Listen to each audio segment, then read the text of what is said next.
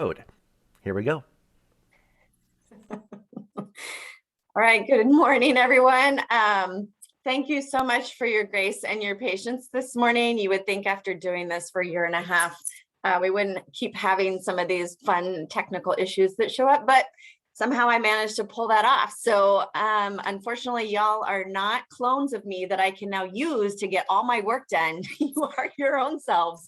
So thank you for putting your name in the chat so we can capture that and make sure that if you are requesting clock hours that you can get those credited back to the right person. So today we are here to kick off the annual OSPI-WSAC webinar series. This is designed for college access, career counselors, school counselors, folks who help guide students through their secondary experience in high school.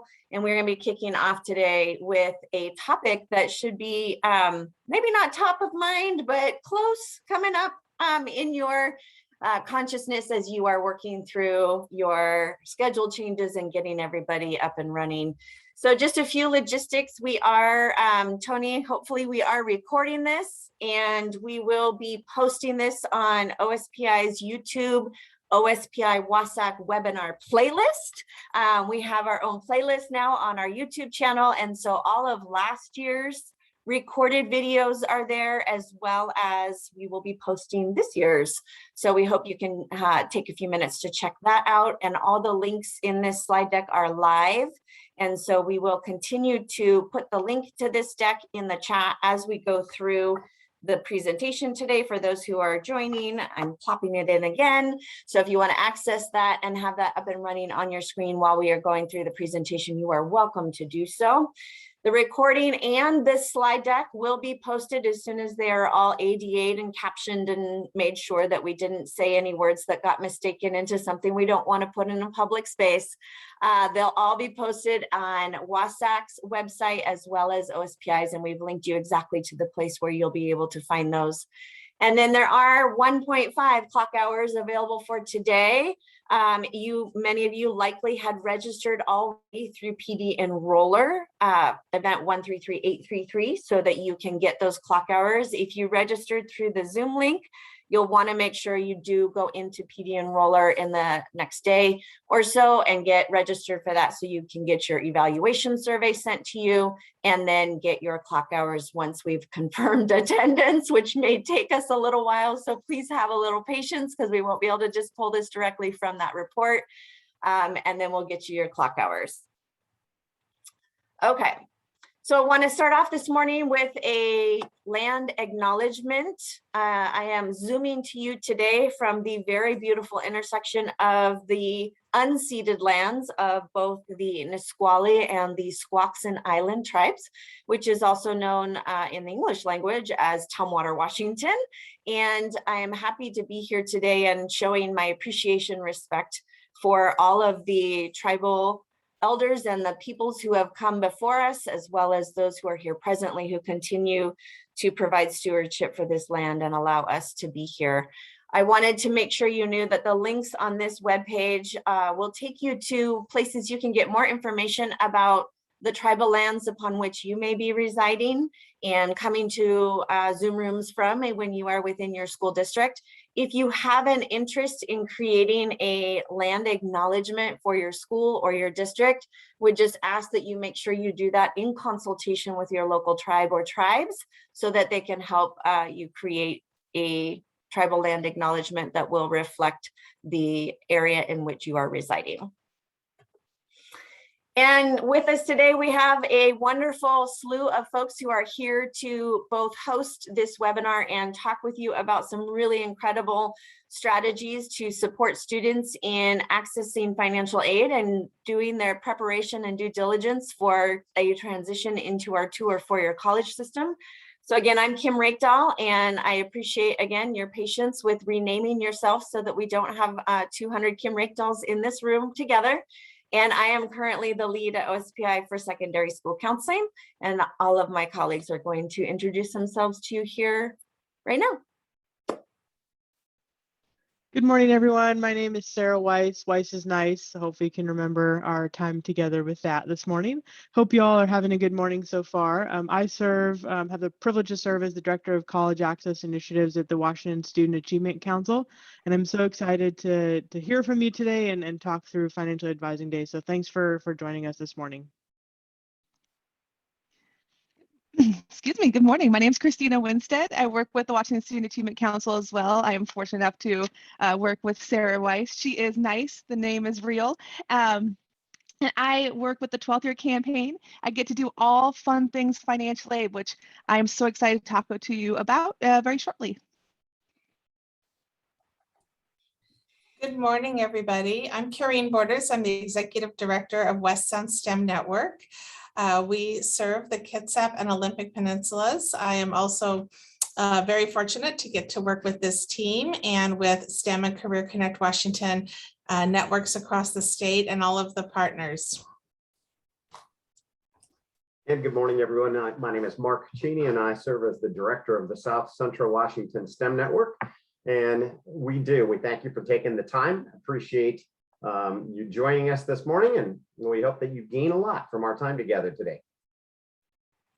Awesome. Thank you, everyone. Appreciate this team greatly and the time that you are taking out of your day to be here with this group of folks joining us on the call. So we're going to go ahead and get rolling and share with you basically our plan for today. We've got kind of a three-part process here where we are going to be talking about some of the legislative requirements related to financial aid, both in the high school and beyond plan and in the relatively new Financial Aid Advising Day, which came about from the 2020 legislative session. We will talk with Dr. Borders and Mr. Cheney about some promising practices that were put in place last fall as we did our first round of financial aid advising days and really working on connecting with families and communities in underrepresented populations around accessing and completing financial aid applications. And then Christina Winstead, as always, is going to share with you a bevy of resources and supports that come from WSAC in this work realm. So as always, we, from all of our agencies and organizations represented here today, are working really hard to try to keep equity at the center of our conversations with the field and also with you. And so a couple places where I hope you will hear that in today's conversation and be thinking about these questions as you listen to what we're sharing with you today is how can you use both your high school and beyond plan and your financial aid advising day, both of those frameworks and structures as a way to improve college accessibility gaps. So be listening for strategies that we're going to share out that might answer that question. And then a second question I hope you'll ponder as you listen today is how can any of your current or previous practices be updated, massaged, gently moved in a new direction to put equity at the center of all of your career and college readiness supports and services. And that really may look like some of the strategies you're going to hear today. So I hope you'll keep those two questions in mind. And with that, I'm going to just briefly go over a little bit of where this financial aid connection is within the high school and beyond plan as sort of that umbrella term as WSAC uses in a lot of their work for the framing around guiding our students to and through high school and beyond and preparing them for their goals for after high school. So since 2016, we've had a bevy of requirements that were added to the high school and beyond plan framework, and a couple of them that really apply in this space would be what are we doing to provide students access to and encouragement to take dual credit courses, because obviously that can have impacts on their need for financial aid later. And then the college bound scholarship, you're going to hear more about that in this presentation, but that is one way, again, where our students who qualify for free and reduced price lunch are getting access to the ability to come in and to a college setting with much, if not all of their tuition paid for at a minimum. And then in 1599, that was passed a couple years ago, in that bill, we added specific requirements, we being the legislature, about federal and state financial aid, because you'll hear more from our WSAC partners about the why behind that, but really looking for ways to ensure that students know that information, understand how to access it, whether they want to go to college right after high school or not, just so that in the future they know what to do. And then I wanted to make sure you all are aware that academic acceleration as a policy needs to be put in place by your school board this year if it isn't already. And that policy basically states that when students score a 3 or 4 on their SBA exams in ELA or math or science, the expectation is that we are automatically enrolling them in the next most rigorous course in that junior or senior year in that subject area in alignment with our high school and beyond plan. So really key that we are making sure that is something the student wants to take, that is going to actually prepare them for what they want to do when they graduate, but that we are giving them direct access to those rigorous coursework opportunities if they are showing that proficiency on those SBA scores. And then in 2020, again, we're here to talk about Financial Aid Advising Day, and I just linked you to the bill in case you want to go look it up for fun. Also in 2021, this last winter, the legislature passed Senate Bill 5321 that will talk about the college-bound scholarship now being an auto-enrollment process with no signature required, that really, again, will hopefully break down some of these barriers for students accessing these opportunities for support. So when it comes to OSPI's resources, we do have a high school and beyond plan template that's a readable, writable document. It's basically now more than anything kind of a carryover from what was before we went to the online system, but it does have some pages in it that might be applicable and helpful and useful to upload into your online platforms if your platform isn't really addressing those things in the way that you want to or hope to. So the 22 template should be available hopefully by the end of this month. And in that template that we create for you all, we put a financial aid page as a result of 1599. And what we decided to do in terms of, ensuring that every student gets the information they need about financial aid is to make it a personal attestation process so that you all hopefully are not building spreadsheets with every senior's name and checking off financial aid boxes. That is not a great use of your time or anyone else's time, but making sure that students can say, yes, I've received the information that I'm supposed to get about financial aid, that is us doing our due diligence by them. And then also we put a place on there for your Financial Aid Advising Day information to be listed so that students know when that's coming. Again, it's just that little bit of piece of awareness raising so that they know that they have a day that they can come and get some additional supports from you all for Financial Aid Advising Day. And then as far as some of the whys behind this, I'm giving you access to an article that was in the Seattle Times because both Sarah and Christina were quoted in this article. WSAC was one of the contributors to what the Seattle Times published in looking at financial aid completion rates, the application completion rates for the last 5 years. So you'll notice we were on an upward trend, and then even with COVID last year, we were still on a little bit of a flat or declining trend in the ways in which we see FAFSA completion rates in the state of Washington. And what I would say, because this question comes up a lot, is this does not reflect our waOSPI rates. So that can definitely be one of the contributors as to why our FAFSA rates may be going down, is that we are doing even better in getting students connected to the appropriate application that they need to fill out if they're undocumented. So that could be a contributor, but ultimately looking at what is it that's contributing to these rates? What are some of the things we may be able to do to increase awareness, to support families differently, to help those students know that these resources are there? This is some of the data that was driving the addition of a requirement in the high school and beyond plan for financial aid and the creation of the Financial Aid Advising Day from the 2020 session.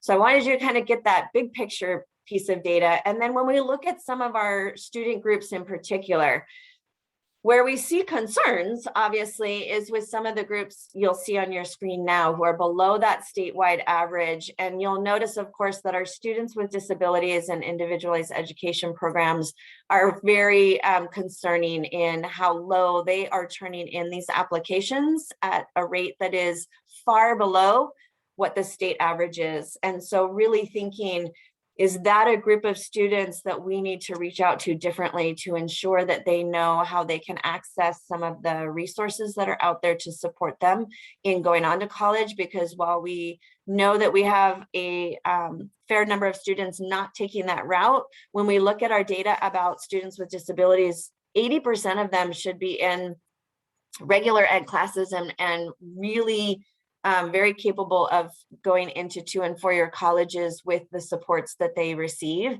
So we should see those numbers be higher. Our English learners, again, part of that rate could be that many of them may be qualifying instead for a WSPI and utilizing that route. But again, looking at where do we have students who should be using a FAFSA and how can we get them the support they need, maybe in some different languages to support their families. And then our low income students, which we know many of the resources we're talking to you about today, and the whole point of federal financial aid is to support our low income students in accessing college opportunities. They again are also below that statewide average that you see on the screen. Where we do see some good news is in terms of when we look at student groups broken out by racial identity. We did see that our students who identify as being 2 or more races, who identify as Black or African American, and who identify as Asian were above that statewide average, 2 or more races being at 58%, Black and African American being at 61%, and our Asian students at 68%. So we are seeing some elevation of some of those student groups who have traditionally been underrepresented in our college matriculation and federal financial aid access rates. So some good news in the middle of this, wanted to share that with you as well and give you some context there. But really be thinking and pause for a minute, just because I talked very quickly and threw a lot of information out at you, but just a pause for you to stop and contemplate, maybe even jot some of these questions down to think about later. But really, how and when do your students actually learn about financial aid in your school or your district? What does that look like for them? How often are they hearing about this? What's the earliest that they're hearing about this or their families? What might that mean for increasing access? Is the WSPI promoted as much as the FAFSA in your school? Are those students who might be eligible for that financial aid application being given encouragement and support around completing it as much as we do for the FAFSA? Maybe thinking about how students with disabilities are encouraged or not to apply for college and for financial aid. Are there opportunities for growth and improvement there? And then last but not least, how are you accessing support for yourself in doing this work? I will tell you, in my many years as a school counselor, financial aid for me was always something that made me a little nervous and uncomfortable, because I was always worried that I might give the wrong information and put a family into a not good spot with their application. So I always reached out directly to the 3 colleges here in Thurston County and had their financial aid offices support the work I was doing with my families. Now, obviously, that's going to depend in your area and region as to who you may or may not be able to access in the college system, and what they have right now for staffing may not be their norm. So just be mindful that they may or may not have the ability to do some direct supports for you, but it never hurts to ask. And then WSAC, as I said, and the College Success Foundation and WCAN are also great sources for support, and they're going to talk to you about what they can offer here in just a minute. So hopefully those are some good questions for you to ponder and think about as we go through the rest of today's session, and as you're looking at what these supports are going to look like for you this year with the class of 2022 and beyond. So with that, I am going to pass this off to the great Sarah Weiss, who's nice, and she is going to lead you through the next section of our presentation. Great, thanks, Kim. So I'm going to spend just a few minutes talking a little bit more specifically about some why and around financial aid, but then we'll dive into financial aid advising day requirements and some sample new resources that have been created that are part of those requirements. So if I could have the next slide, Kim. So one thing, as Kim was talking about the why financial aid, that it's important, one thing with the Washington College Grant that was recently expanded really to become an entitlement program for eligible students, the increase in the eligibility amounts, increased in the funding for it. It's a huge opportunity for our students to be able to access state financial aid programs in addition to the federal programs as well. But it's not just about accessing financial aid. Financial aid is one kind of step in the process. And as you can see here, the National College Attainment Network, formerly the National College Access Network, NCAN, has a great, some research that they did that said that seniors who completed a financial aid application were 84% more likely to enroll in post-secondary education. The rate was even higher for students from families from lower income families. That's huge. And so thinking about financial aid is not a checkbox, a one and done, that's it. That this is kind of a step in the process and helping students understand that there are credentials out there. There are 2-year, 4-year programs at 65 plus institutions here in the state of Washington. But applying for financial aid is a key component of that. That can really make it way more affordable than a lot of students, I think about. So we're gonna go to the next slide, please.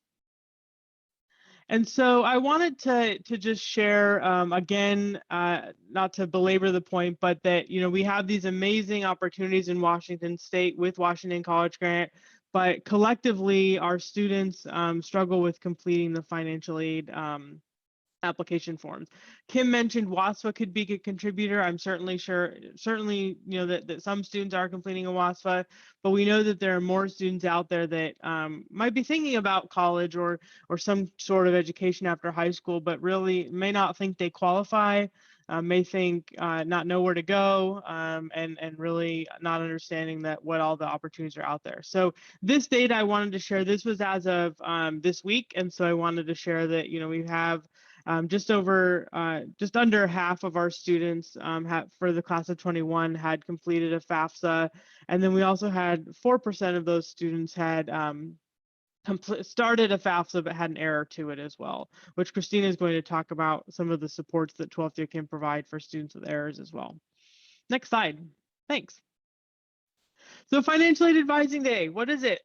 You've heard about this. It started last year, as Kim mentioned, as a legislative requirement from Senate Bill 6141, if you're interested in learning more about it. But really, the requirements are listed at a high level here to give you a sense of what's required.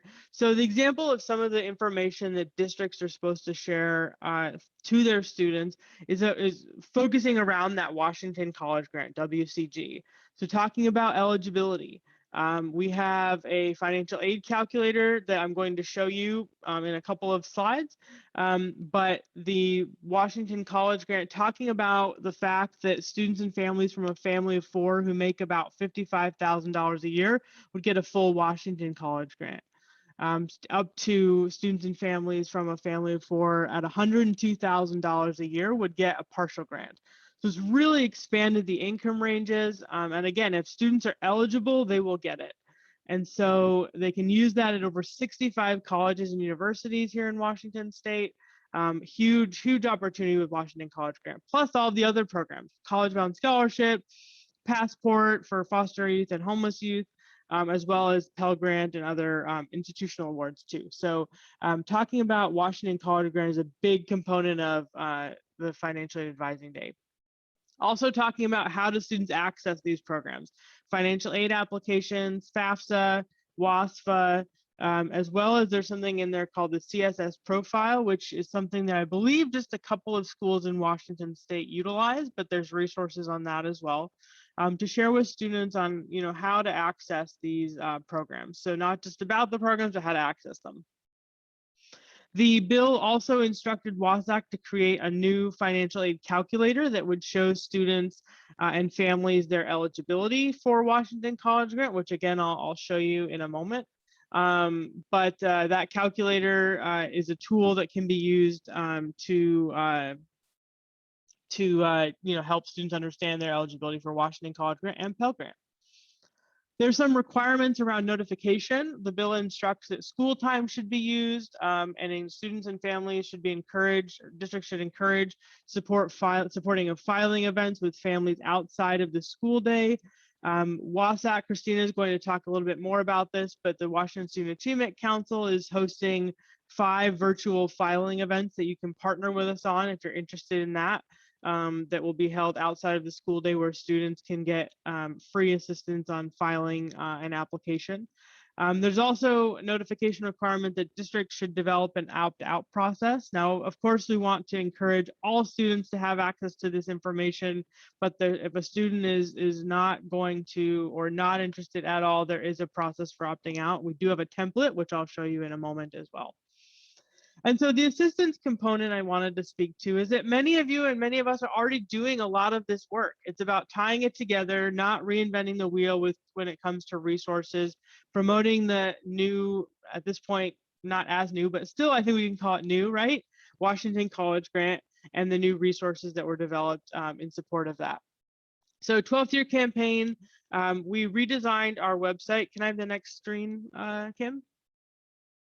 This is a screenshot of the website that you can visit. You may be wondering, how do I get all of these resources, and how do I access the calculator or the requirements of the bill? But this website will get you there. And so it has additional information. You don't have to be taking notes on the requirements of Financial Aid Advising Day today. It has the information on what is Financial Aid Advising Day, what should the notification include. There's a template in there for opting out if needed. There are support modules for all of the different lessons that meet the requirements of the bill. And so, plus tons of resources from partners and things like that. So this website is meant to be a one-stop shop for you all, so that you don't have to worry about creating new information. You can have a place to go to get that assistance. Next slide, please. Great. So I wanted to just share a quick note. This is kind of a wonky website, but you'll get there. You can get there from the 12th year campaign website that I mentioned earlier. You can also get there directly from this portal.wasac website.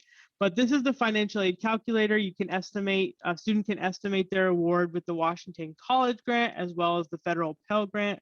They'll need a little bit of information to do that, family income, size to estimate Washington College Grant, and they'll need an EFC for Pell Grant estimation. WSAC does not collect this data, so students, if they're entering, it doesn't ask for a name, it doesn't ask for anything like that. It's pretty simple in terms of what it will ask for, so that students can then get an idea of, oh, I might be eligible for a full Washington College Grant that I could take to any one of those campuses that we've talked about earlier. So financial aid calculator, awesome new tool that our IT department developed in support of the Financial Aid Advising Day requirement. So part of the resources to help students understand what they might be eligible for. Next slide, please. And so just wanted to take a moment to share an example of what it might look like to use some of the resources that the 12th year campaign and Christina and team have developed in support of meeting the requirements, the notification requirements, the content requirements of Financial Aid Advising Day. All of these resources that are listed here, you can access from the 12th year campaign website. The videos, the activities, and then the additional resources as well. So you don't need to recreate anything using this. It's really about how are you talking with students and families. We want you to be able to spend your time doing that versus creating content, and know that it's coming from a source that a single source, so that you can trust the content that's available as well. And so for Financial Aid Advising Day, this is a sample of using it in a week, because there's a lot of information out there for Financial Aid Advising Day and the information that should be shared. So, spreading it out can be a good option as well. Christina is going to talk a little bit more about some of the 12th year resources later. But in the vein of talking about strategy, I'm going to hand it over to my colleagues with the STEM networks.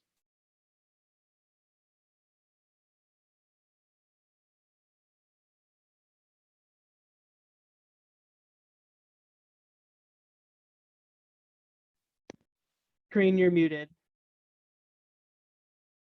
Wow, and like Kim said, a year and a half of this. You think that I wouldn't be? I tell somebody every day that they're muted, so thank you very much. I just wanted to say thank you to all of the educators and partners for what you do to support youth in our state. I know it's a really busy time, so thank you for being on the call. I'd also like to reemphasize centering equity. As a classroom teacher, I often reflected how will what I'm doing change the outcome for my students?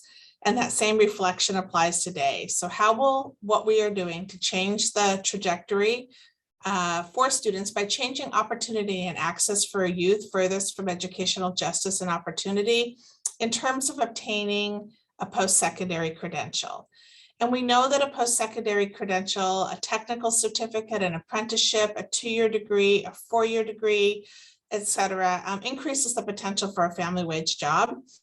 And completing a financial aid application is an indicator to being on track to obtaining that post-secondary credential. So in thinking about how to remove barriers to completing a financial aid application, working with trusted partners and communities is absolutely, those are key points there. Next slide. The 10 STEM networks, we had the opportunity and are really grateful that last year and actually in the upcoming next 2 years to work with partners in each region to collaborate with trusted partners and deploy some new approaches to support youth and families to complete a financial aid application. We were able to produce a playbook and that came from collaboration with so many partners that are on this call and across the state. And that playbook outlines some case studies that we're hoping will be useful and that you can pull from. And you'll be hearing about 2 of those case studies today. Next slide, please. So there were several through lines and learnings with all 10 of the case studies. Leveraging existing partnerships is absolutely key. That came through loud and clear with all of the case studies. As school districts, higher education, community-based organizations, nonprofits are already positioned as leaders within their communities. They're often leading financial aid application work. I'm gonna Sarah, you said something earlier that just really stood out to me. I wrote it down. Many of us are already doing the work. It's about tying it together. And that is so true. That's what we're hoping that you'll see within this playbook. Another key learning or through line was that honoring local context matters. So along with leveraging partnerships, that local context is critical.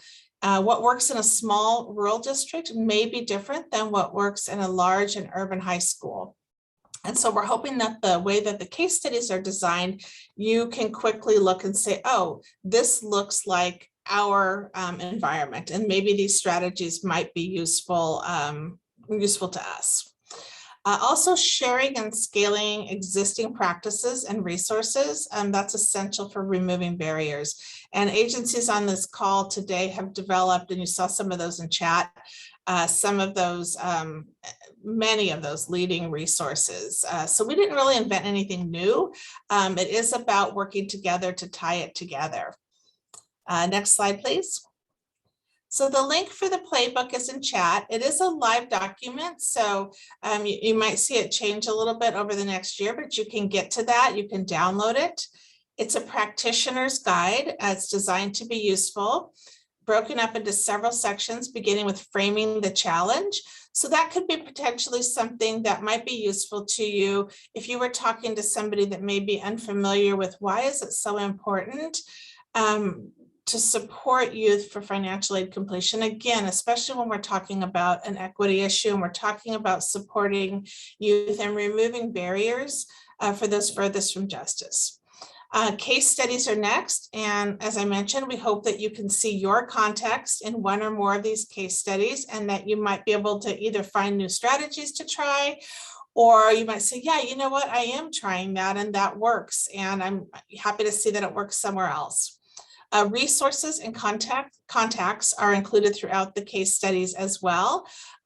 You'll see my information and Mark's information, all of our information actually throughout this webinar.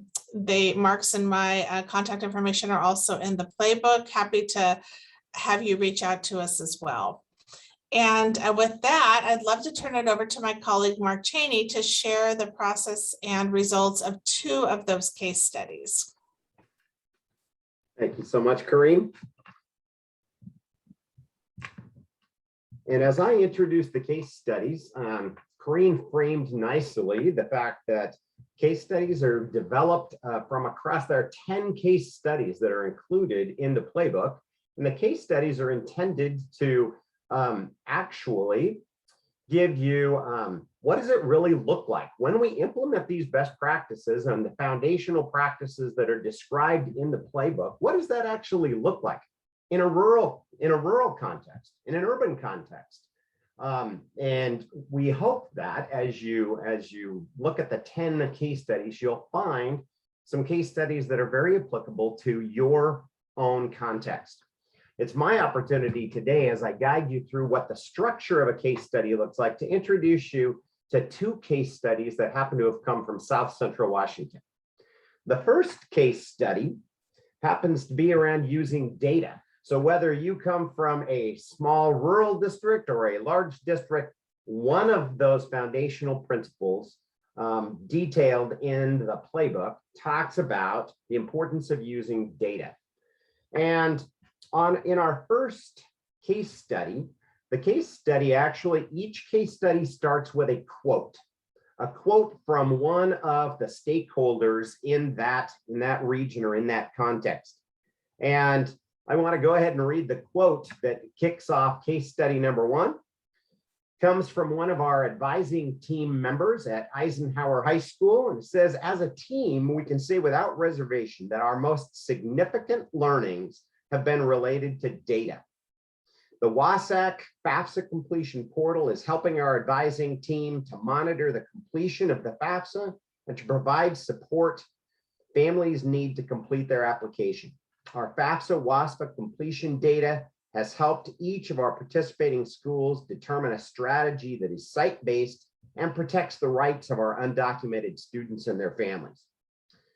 The quote does a really nice job of introducing the substance of the case study, and you're going to find that as you look at all 10 of them. The quote actually does a nice job of framing that.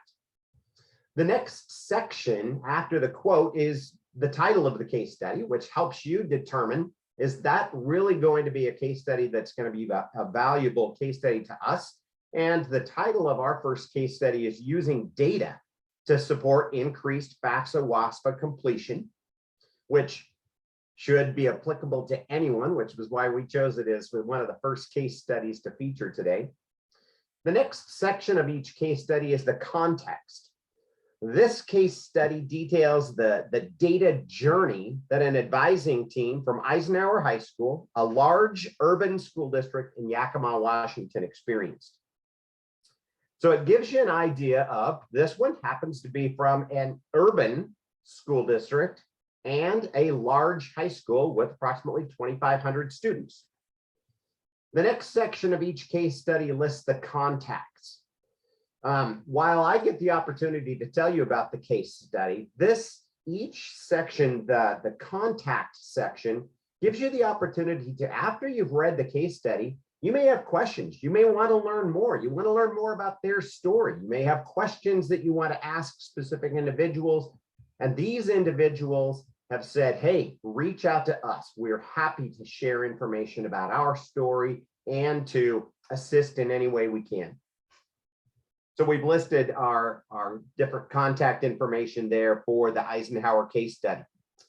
The next section is our partnership section. And this is one of those sections where I have to say, while I get the opportunity to share the story, the partnerships that participated in this, I wish they were the ones actually sharing the story. And so while the STEM Network was one partner in this case study, so was the College Success Foundation, in particular, Yolanda Guzman, who is our CSF representative at Eisenhower High School, as well as Gabe Stotts, who is the Career and College Readiness Coordinator at Eisenhower High School. But I would be remiss if I didn't mentioned the fact that they have an amazing advising team of kid magnets that they have pulled together, whether it's coaches, teachers, janitors, etc., who are all having significant conversations with students that they engaged in this work. The next section of the case study is the approach. So what approach did this group take? And in this case, Eisenhower we've been fortunate as a STEM network to receive a small grant to work with 3 local high schools to develop an advising team and then to use data to really inform a plan around increasing post-secondary completion, of which we recognized quickly had direct correlation to our FAFSA-WSPI completion rate. So with that in mind, we had Eisenhower High School, Davis High School, and Toppenish High School all working together beginning in 2018. We also had some key partners from the College Success Foundation and Washington STEM who helped guide our data journey for these 3 teams. And while we looked at National Student Clearinghouse data and many other data sets, one of the key data sets that really had an impact on Eisenhower was really looking at that FAFSA completion data that was available through the WSAC FAFSA completion portal.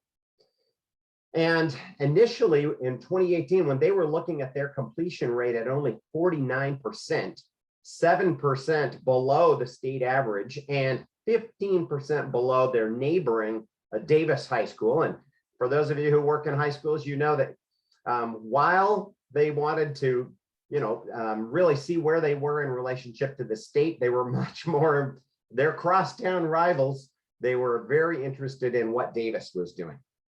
And while the data was sobering, it really prompted a team discussion as far as why was their completion rate so low, and what's currently being done at our school around financial aid, and who owns that, who really is the key stakeholder or the point individual. And one of the things that Eisenhower found out was that really the counseling team were the only ones who really owned that, and that really at the time, outside of the the amazing work that College Success Foundation was doing with a subset of students at Eisenhower High School, it was much more of a shotgun approach with financial aid opportunities being offered to students and families, but no one really owning the data to then follow up and see, were those, what was the completion rate looking like? How many of the applications had errors and needed additional assistance in order to get them completed and ready to go?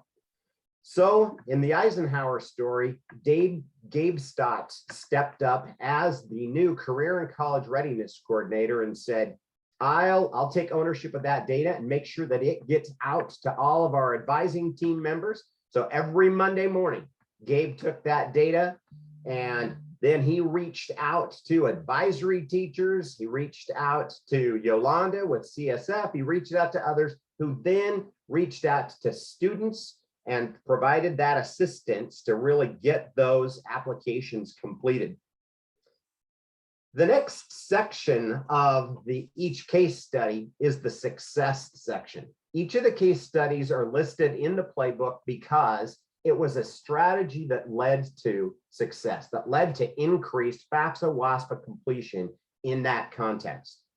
And I'm happy to say that for Eisenhower High School, that attention to data and sharing that specific data with the right people who are having conversations with kids really gave them the opportunity to see a 10% increase in that first year, and even in the COVID year, to maintain at 58% completion rate, while the state average dropped to 48%. So they saw incredible success. Their lessons learned: number one, they wanted to start earlier. Number two, they wanted to leverage those classes where they had the greatest access to senior students. And number three, they wanted to make sure that they were using data to inform their plan. So that gives you an introduction to what how a case study is structured and what the case study tells you about what we might try within our own context. Our second case study is very different than the first. The title of the case study is Supporting Small Rural School Districts to Provide Financial Aid Awareness Events Through a Collaborative Regional Effort. One of the things you're going to find as you look at all 10 of the case studies is there's a theme, an underlying theme that goes through, and it's really around partnerships. We've talked about the incredible resources available through WSAC and the 12th year campaign, CSF, WACAN, NCAN, etc., but partnerships are critical. The quote in our second case study, where we're really working to support small rural school districts, really says it all. It's a quote from one of the counselors, the counselor at one of our small local high schools in the Yakima area. And it says, as the only counselor in a small school, a lot of things get on my plate and it can get overwhelming for me. I think financial aid is such a crucial topic for our students to learn about. And I would love to take advantage of this awesome opportunity to work regionally. Please let me know what the next steps are in co-hosting this event. Our second case study really looked at how do we support small local high schools in meeting the requirements of providing a financial aid advising day prior to that December 1st deadline.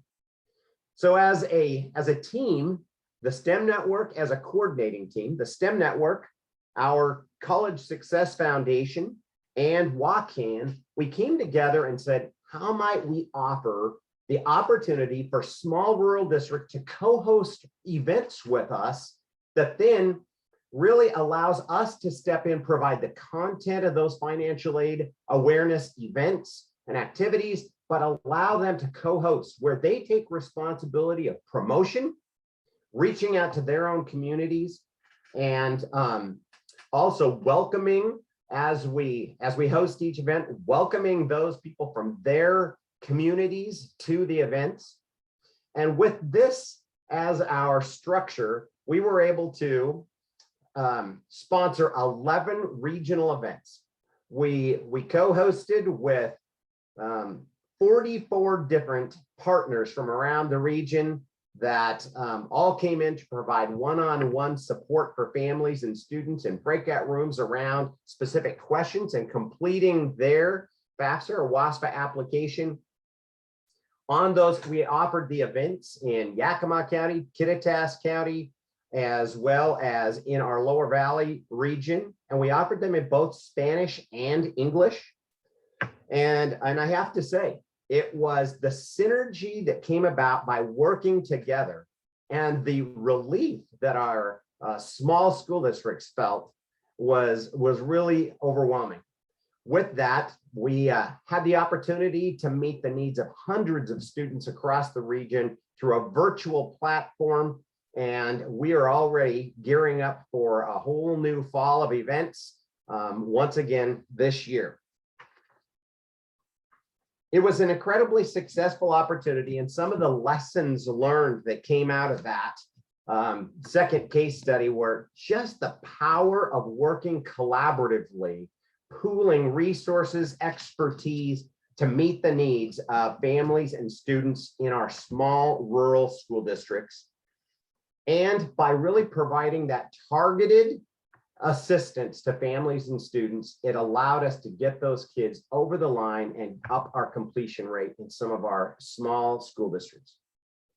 So that gives you just a taste for 2 of the 10 case studies that are included in the playbook today. Once again, it's been my privilege to just share 2 from South Central Washington. I hope this has been like a teaser, a movie teaser, where you get in and actually dig into those 10 case studies and see the incredible opportunity to learn from a story that might be very applicable to your context. Wonderful. Thank you, Mark. I really appreciate your time in sharing those case studies with us.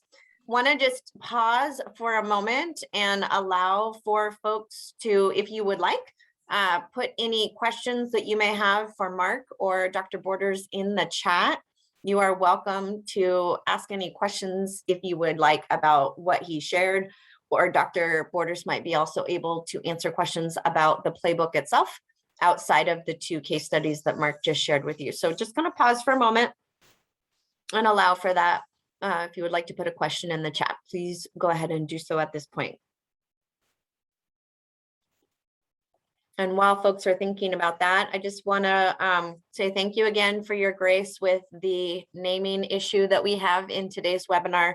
And to remind you, if you haven't yet done so, please make sure that you put your name in the chat so that we can count you as being here today. If you put your name in the Q&A, I am saving those also, and you don't need to do it in both spaces. But if you haven't yet, let us know you're here. Hello, Sarah, nice to see you. Hi, Hannah. Please make sure you put that in the chat so that we can ensure you get credit for the clock hours if you want them, and that we know you are here. So again, don't double up between the Q&A and the chat, please. Do one or the other, because I'm writing down both, but we appreciate that. And then I'm going to keep an eye on the chat as y'all are putting names in, those who didn't yet do that, just to see if anybody has questions for Mark or Dr. Borders, or even for Sarah and what she shared so far before we launch into our last section of today with all the resources that WSAC is going to share. Hello, my friend Jen. Nice to see you here as well. Okay. Hey, Kim. Okay. Yes. I see a question in the Q&A that I thought you might be able to answer. Great.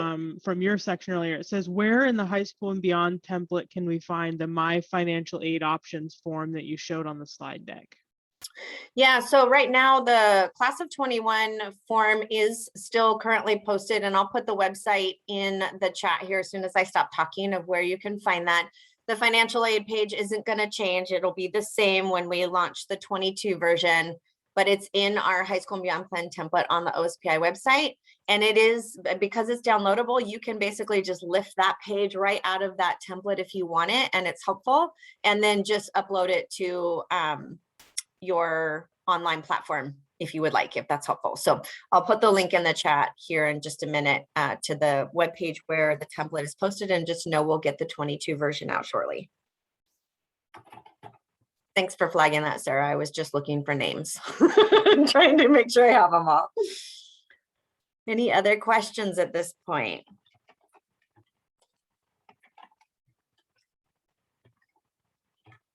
Okay, with that, I am going to turn it back over to our amazing partners from WSAC, and Christina is going to share with you all of the many amazing resources that she and her team and Sarah's team have created to help you with this work, and really just know that they are here for you.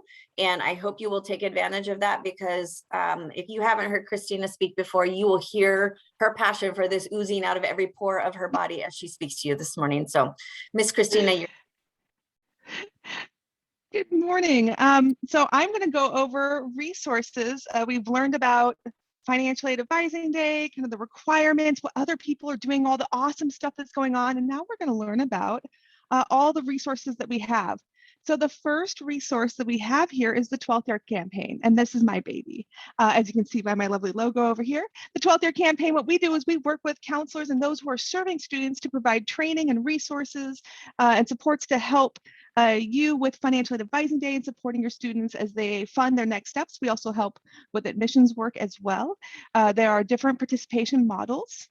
So you have that as an option. You can participate in a bunch of different ways. You can just do financial aid. You can do financial aid and admissions. Just think about how we can best support and supplement the work that you're currently doing. And of course, data.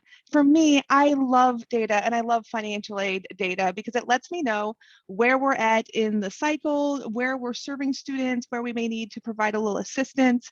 One of the big challenges that I'm finding is that error section. So that 4% of students that submitted with errors, that's 1,500 students that applied for financial aid, but we're unable to resolve errors in a way that's allowed them to receive aid. And so for me, that's a huge population that we could be supporting with error repair and other supports that we have. And so I'm excited to talk to you about more of these resources. Next slide, please. So one of the things that we can do is provide you with Financial Advising Day planning sessions. So if you watch this and you're like, oh my gosh, there is a lot going on here and a lot of people are doing stuff, I don't even know where to start. Or maybe you know where to start and just want to talk about it and walk through it. We have Advising Day sessions where you can actually meet with the 12th year staff, myself and Sam. And what we can do is look at what you're doing, talk about resources that you may need, best practices, just really support you in this work. If you have, and you can bring your whole team to this. This is like more the merrier, especially when it comes to financial aid. So bring anyone in your team that is doing this work and we can meet and talk about ways that you can do your Financial Advising Day or even supports that you might need. Another thing is right here, you'll see that there are 30-minute appointments.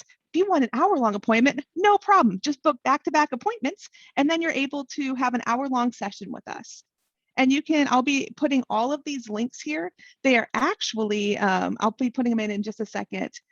We have them all on one page for you, so you don't even have to hunt them down.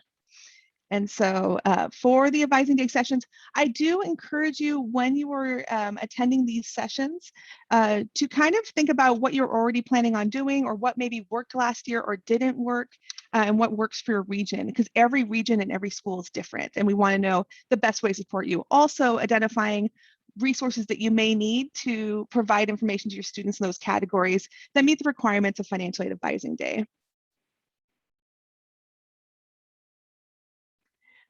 So as Sarah mentioned earlier, we do have events. So we have Financial Aid Advising Day events that are going to be our completion events. These are to supplement the work that you're doing. They are going to be virtual events. So whether schools are in session or not, we have these evening sessions.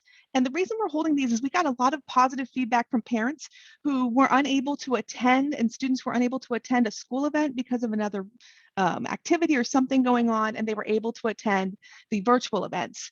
So we have 5 of these completion events that are statewide. Anyone, all our seniors, anyone who's applying for financial aid are welcome to attend. These events will have a 30-minute presentation about financial aid so that everybody, including parents and caregivers who are at the event, are all on one page. So we're going to give them a financial aid information session, and then we go into breakout rooms and they can get assistance with financial aid, admissions, scholarships, and as they start applying for application for financial aid, they can also get assistance preparing their application. So if they have an error, they can fix it, or maybe they went on a campus tour and they fell in love with the college, and now they've got to add that college to their financial aid application. So we have that to support them for both the FAFSA and the WSAC.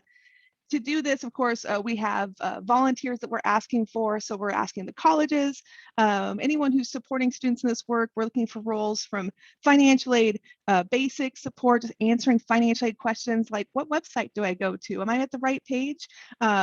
Navigators who will navigate a student through the process. Those who can help with admissions for any college. We're always looking for translators because we would love to provide these events translated, but it's really up to our volunteer pool, and then scholarship navigators. And I'll put these links in as soon as I'm done so you can see the list of events. We actually have a one page where you can go to, and it has all of the events that are going on, not just our events, but we're adding other schools' events as well. And it tells you if there are events in person, which most of them are going to be virtual at this point. We do have an event that's not listed on here. So these listed on here are just our completion events where a student can come in and actually get assistance on the application. We do have an informational event on the 29th for parents and caregivers. This is an event specifically, and it's on our list, for parents and caregivers to get that financial aid information before the application opens so that they have the same level of knowledge as their students. So we want the parents to be knowledge keepers as well as their students. And this is a great way for them to ask questions without their children around or without the students that they're supporting around. And so that's going to be on the 29th of September. And we will be there. I told the families who have already messaged me, I'm like, I will stay until every single question is answered. I don't care if I am there till 11 o'clock at night, as long as all the parents have all the information they need to apply for aid October 1st. That's what we're there to do. Next slide, please. Another amazing resource is OtterBot. OtterBot is our texting service. It's a texting bot where students can ask financial aid questions 24 hours a day. We know that students, I'll get emails and it'll be like, I have a question about financial aid. It'll be like 1 in the morning. Like, I'm hoping you can answer this real quickly. And I'm like, I'm sleeping, I'm sorry. But OtterBot can help by providing a OtterBot response. And with this, it's really targeted towards college-bound students. That messaging is really heavily targeted to our college-bound students so that they are maximizing that scholarship that they're receiving. And I saw a question here about the information for the parent event. That's going to be on our event list, and I'll be posting all of those right at the end here. You'll get every single link. And actually, all of the links are right on here. Okay, another resource for you is your WCAN regional officers. So WCAN supports students throughout the whole state. So for 12th year campaign, we do the whole state, but it's just me. WCAN have regional officers that can support you in this work. They have materials that they can provide to you to help your students, including college knowledge books and handouts, and also college-bound repledge information. And then they also provide assistance with repledge and with Fafsa completion. So your WCAN regional officer is someone you should be reaching out to when you're talking about doing this work and you're convening a team of those who are going to be supporting you, because counselors, you're not going to do this on your own. Like, this is something where we're going to all work together to do this. I'm so excited that we have the opportunity to do this, but we bring in all of our people, WCAN, WSAC, everybody, so that we come together to support you as you support these students. So I would always bring in your regional officer as you're planning these events and activities. Next slide, please. So the next steps, like, what should you do next? If you're looking at this and going, oh, convene your team. So who's at the table? Who should be at the table if they're not at the table already? And are there other schools or organizations that you can partner with? If you're part of a district where you have more than one high school, partnering with all the schools in your district to provide one event is usually maximizing the hours that maybe the financial aid offices have, since sometimes they have limited staffing to be able to provide supports. But having district-wide, at least informational events, has been really something that schools have leaned into in the last year and a half. And I've found that the number of questions we get at a district-wide event versus a school event, it really is robust, and students can see that they have the same questions no matter what school they go to. So it really also norms that, oh, I'm new to this kind of feeling. So figuring out who you can partner with. Then make your plan.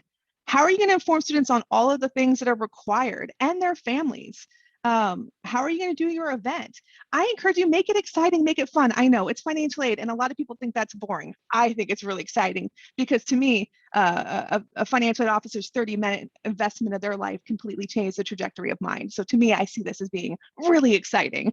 But how are you going to provide this event? How are you going to get students excited about it? This is a great time to inform them, especially those students who, we hear this all the time, the students who say, I'm not going to qualify for aid. How are we going to make sure we're informing them so that they can make an informed decision on whether they qualify for aid or not based upon data, not a friend of a friend of a friend's parent telling them they don't qualify for aid? And then financial aid, we know that the application opens October 1st, because you guys have heard me say it about 100 times in the last 2 weeks. It's pumpkin spice and everything nice season, which means it's financial aid season. But it's not just one application. Financial aid is that puzzle of all the different types of funding, and there's a cycle with financial aid. So how are we going to support students through that whole cycle, fixing any errors that they may have? Being able to find additional supports, maybe if the students are picked for verification, how are they going to get supported through this whole cycle? And of course, in that next steps, you can always make an appointment with me to talk about how we are working with students, resources we have, what your plan is, whatever way that we can help best support you. Make an appointment. I'm happy to talk to you. The one thing I don't want you to do is to sit there alone thinking, I'm one human, or I'm a small team who has to completely change financial aid numbers. That's not going to happen. We're all going to do this together. So it's really continuing that conversation and reaching out to your partners. Next slide, please. Okay. As a locksmith's daughter, I love that we have flash drive keys. I just feel like everything in my life has been very key-based, and we have one for you, and that's your key to success. The key to success is a flash drive that you can order, and in that flash drive, It has everything. I've loaded everything onto that flash drive, and they're updatable. So if you ordered one last year, when you plug it in, you'll be able to get updates.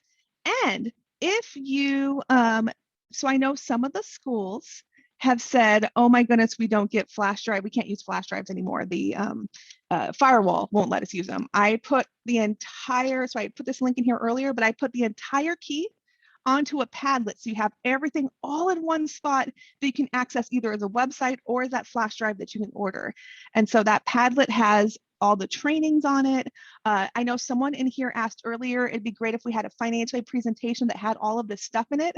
It's on the key and in the Padlet. It's all done with a notes page.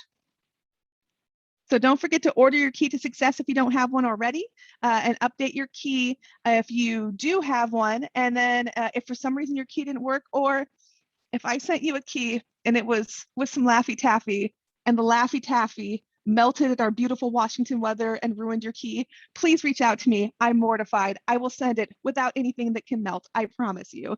And so just make sure to reach out, or if you left your key somewhere, reach out and we can send you one.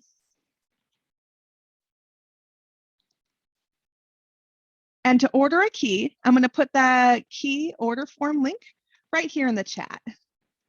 So you can order a key just by going right to that website. And then until you receive your key, because it takes about 2 weeks to receive them, maybe 3, depending on USPS has been a little bit slower, to be honest, and that's okay. That's just how it is. It may take a little more time. So use that Padlet while you're waiting for your key to arrive, because it has all the links there, and you can share those links right out to your students.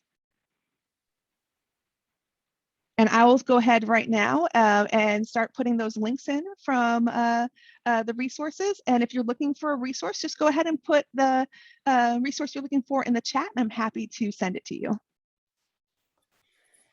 Thanks, Christina.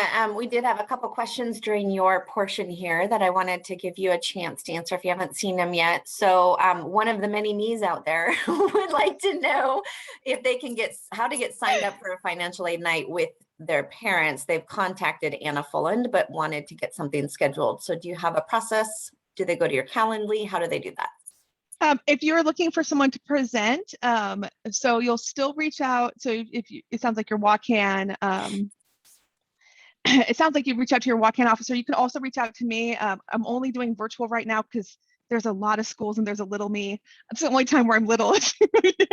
And so I may not be able to make it out to school. So we're trying to do a lot of virtual. That's the best way for me right now, is to be able to make it to all the schools. So I may be able to do a virtual presentation for your school. Just reach out to me and let me know. And then you can also make an appointment through Calendly to kind of do a planning session so we can figure out what you're looking for. Thanks, Christina. Nicola had a really interesting contextual question in the chat. She's noticing that there's some folks on the line today from Gear Up and from other areas where our state is able to provide support. And I think in part, and maybe we can answer a little bit of this, in part, she's wondering, you know, what are some of the other models out there? I know that Juliet Schindler is on the line today from the College Success Foundation. Just wondering if you can give a little bit of an idea of some of the other sort of positions that are out in the field that are supporting this work that Yelm School District might be able to aspire to exploring whether or not they can also have some of those supports out in their district. Do you have that off the top of your head, Christina, or would you rather follow up with Nicole? It would be easier. I'm putting you on the spot, but I'm reading through it right now. I'm so sorry, Nicole. No, it's okay. I was like, it's time for bifocals. I'm so sorry. As I'm trying not to look like I'm squinting and looking at people. It's just me trying to read this tiny, tiny font. Yeah, no problem. It's interesting when we talk about this field of career and college readiness, because depending on a school, they may or may not have more than one staff person who is trying to support students in this realm.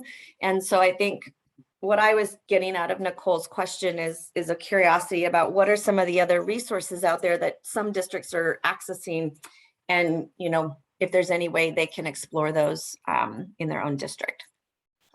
I'm finding So I do notice like some schools will have Gear Up, some don't. Some have other types of programs like that, Compass, like the college Compass programs, other navigation programs, is connecting with your, so some of this comes from CBOs and regional partners that you may not know are even doing this work. So sometimes it starts with doing a survey in your region to see who is doing financial aid work and how you can bring everybody together to do that. So I've noticed in some of the regions, it's just that multiple organizations were doing this college access work, and like together we are mighty. And so it's just convening those groups to see how we can best access. The other is I'm hearing from volunteers and organizations that want to do this work in schools is they're trying to figure out what the protocol is in coming to your schools. Are they, just to make sure that they're safe and that they're respecting your rules. And so just making sure that clear and upfront, you list what the requirements they are of coming into your school for like mentors and things like that, so that they feel comfortable and respecting what the school's boundaries are. So I get schools where like, I don't even know when to ask them, like, go ahead and ask them because they'll let you know, like, oh, no, you need to have this, this, and this. But I think having that up front when you're working with people who may be coming into buildings, that might alleviate some anxiety they have. Well, and I asked Sarah to help out a little bit. Beth Kelly is also at the WSAC, and she runs the Gear Up program for WSAC. All of her resources are also available to you and free. She has a monthly family newsletter that is awesome. It's translated in multiple languages. She's got all kinds of stuff on her website as well. It takes a little time to peruse through it all because there's so many good things there. But I would encourage you, in addition to using the 12th year campaign website as a one-stop shop, also explore the Gear Up. They're all accessible resources, whether you are using Gear Up resources in your school or not, or whether you have a staff person who's providing that. I've used those myself many times. So I hope that that's helpful. Thanks, Sarah, for putting that in the chat. Yes, and I added their stuff, so the family guides and the translated materials are in our translated materials section of the Padlet for the Key. So all those newsletters that are translated in, oh my gosh, in so many languages right now, it's amazing. Feel free to, even if you're not a Gear Up school, use the resources. They're there, like you'll make Beth so happy. Any other questions for anyone on today's presentation? Please go ahead and put that in the chat. And then we've got one last activity to do with y'all before we let you go. And one final reminder for anybody who joined late and didn't hear this yet, please, if you are showing as me in the chat in your as your name, and you haven't yet put your name in the chat, please do so. We're going to need to pull those off of our chat so that we can make sure you get credit for having been present today if you want to have clock hours using the PD Enroller link that was sent out for event 133833. So if you haven't yet, please put your name in the chat. Please don't put it in both the Q&A and the chat. I've already got those Q&A ones down on a list. And with that, we have one more activity that we'd love to have you do, because it will give us some feedback on your takeaways today. So I want you to think of something that you learned today that you want to bring back to your school to use this fall. And I want you to type it in the chat, but don't hit return yet. We're going to do a waterfall.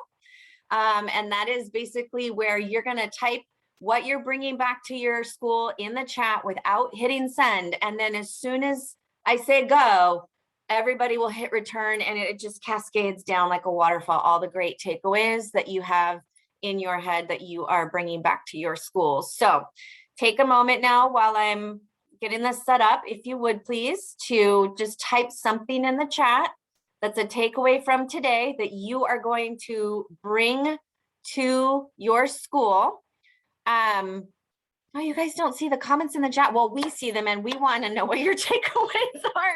So we'll try to get this chat sent back out to you all as a follow-up since you couldn't see it from our tech difficulties today. But wait, don't put it in yet. Hold off, hold off.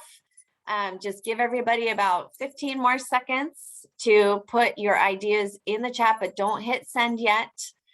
And then I promise we'll get this chat cleaned up and we'll send it back out to everybody who was registered through Zoom and PD Enroller. Thank you.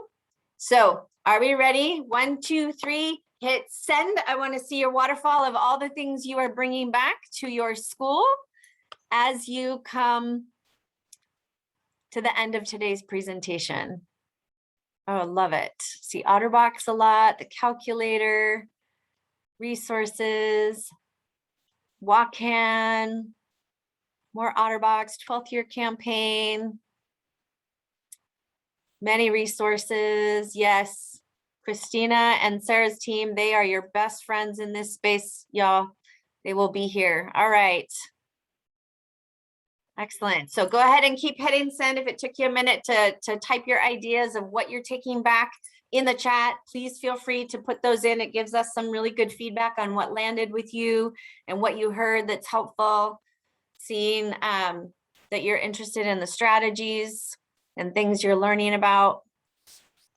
Lots of ideas. I love it, whoever that was. Yes, that was our hope for today, is that you'd have lots to go back with. I know it takes time to sort through some of these things and to really figure out how to put them into practice, but you've got this. We're here to help you, all of us, and want to make sure we continue to uplift these strategies that are working to connect our families, especially those who have been furthest from opportunity, to connecting to what you're providing. So thank you for making time to be here today. And we appreciate all of you greatly and the time that you took to be here. Remember, there are still 4 more OSPI-WSAC webinars this year in the series. We will send that information out as a follow-up with the chat and the link to the Zoom room that you will be in for those. So stay tuned for that. Please give us a little time to clean it up, because as you can imagine, it's going to take us a little while to sort through it all. But appreciate you again for being here. If any of my other colleagues on the call would like to say anything to wrap us up, please feel free to unmute and do so. Or Tony, if you want to say anything on the back end of what we need to do from a technology standpoint. Anybody else? I just want to say thank you so much. I know how hard everyone's been working. I know it's been an unusual couple of years. I am just so grateful for the opportunity to do this work with you. I will see you all in person at some point in the future, but I'm so grateful to do this work with you, and just thank you so much. And if you need anything, just reach out. I'm here, okay? I echo Christina's comments, and there are like over 220 people on this call today, which just is so inspiring. When things get tough, I just think about this whole community of educators and partners and community-based organizations that we have in our state that is just making such a difference. So thank you to all of you. And again, please don't hesitate to reach out to me if you have questions about the playbook, or to Mark. I just want to say thanks everybody for your time. That it is really inspiring to see so many good questions and so many waterfall. Even if you can't all see it, we can see all the amazing ideas coming through, which is really exciting to see, and that you're all here today. So thanks so much for joining. Thanks you all. Tony, do you have anything else we need to know from a technical standpoint for those still on the line? Nope, I think you're good, and I was able to flip on chat for everybody, so I think for the Cascade folks did get to see that. But in any case, we will be saving all of the chat and all of the Q&A from this, as well as the recording. All right. Thank you very much, everyone. Enjoy the rest of your day. Have a fabulous financial aid advising day and open season with the FAFSA and WSPI. And we'll be back in November to talk about supporting students' mental health through career and college readiness and helping them build hope for the future. So looking forward to having you back.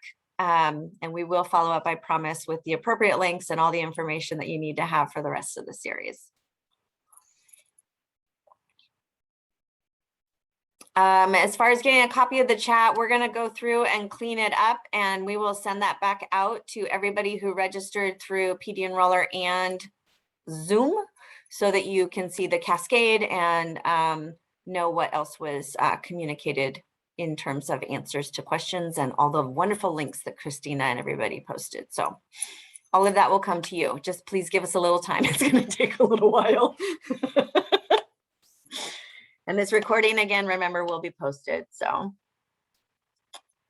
right. Thank you, Andrea. Appreciate your last thanks message. Christina, is there a WACAN regional office in Eastern Washington? Do you know? Where in Eastern Washington? Depends on there's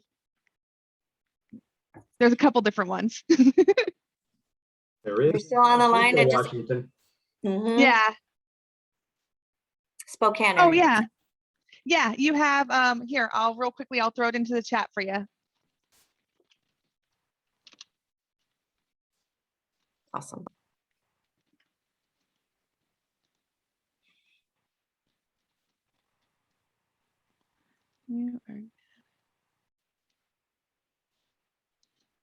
Okay.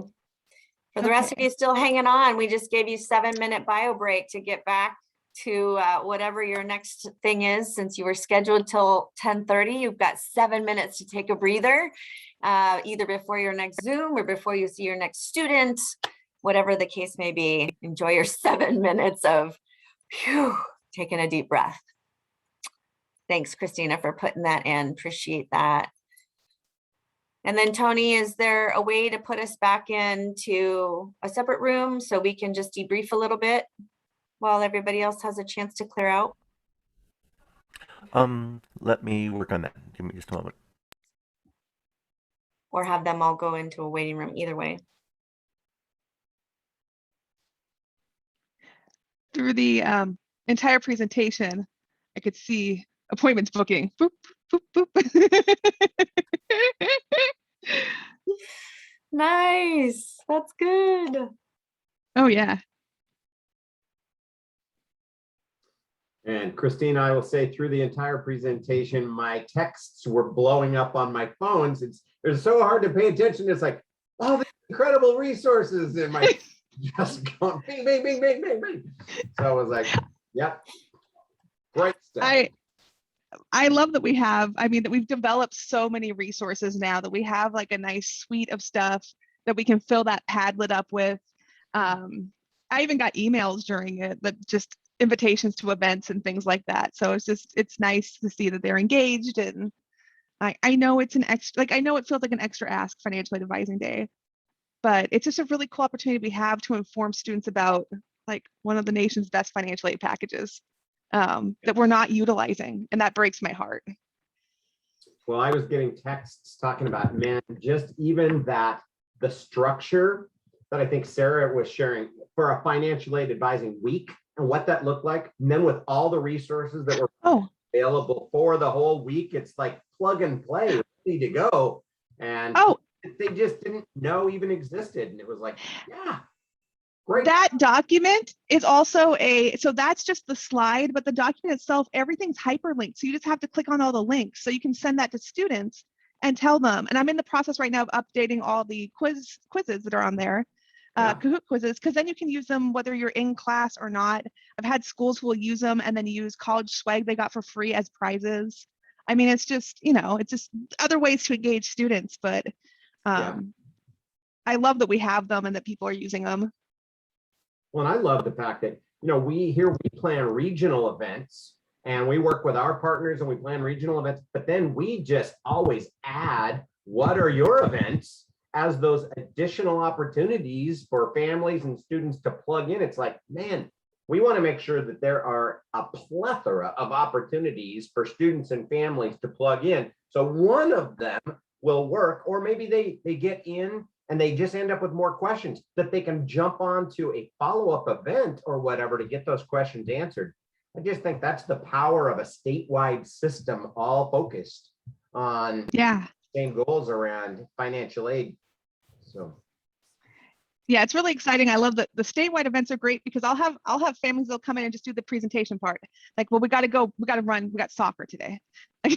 Well, we've got actually taekwondo today. But I've had families that over the course of 2 or 3 events, they complete their applications. The other thing I found as an unintended benefit is parents who are saying, oh, wait, so my kid's going to college next year. Can I get aid? Can I get financial? I'm not a senior. I'm not going to get it. I'm like, apply for aid. You get to bust those misconceptions with families as well, which is just really growing college-going cultures within own homes. Yeah. Yeah, we definitely had, it's I'm just really excited for fall. I know that it can feel like extra work, but I think it's just really cool. I just, as someone who had that misconception that we would not qualify for aid, I just don't want students to go through the same thing. Yeah.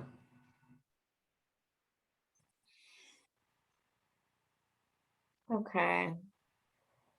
Tony, was there any chance we could just get put into a breakout room, or do we not have that capability in this format? Yeah, not on webinars. Oh, okay. Yeah.